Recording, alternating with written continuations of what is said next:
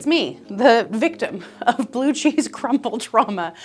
I think blue cheese has gotten a bad rap because people like you and me were raised on blue cheese crumbles that came in a little plastic bin that sat there for too long, and the mold to paste ratio became so off balance that it hurt our feelings, it hurt our mouths, and we have sworn off blue cheese ever since. I am here to tell you that it doesn't have to be like that. The Colston Bassett Stilton from Neal's Yard Dairy in England. Neal's Yard is committed to maturing, selecting, and bringing to market only the very best British cheeses. This one is from one of the smallest dairies that is legally allowed to make Stilton in the UK.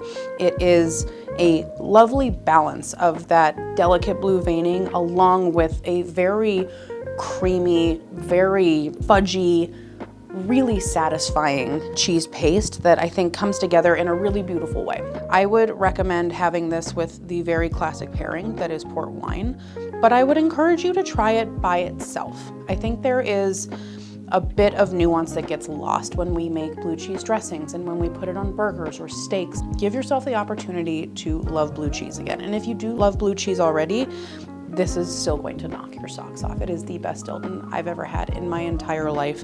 It's just the best. And that's what we deserve, isn't it?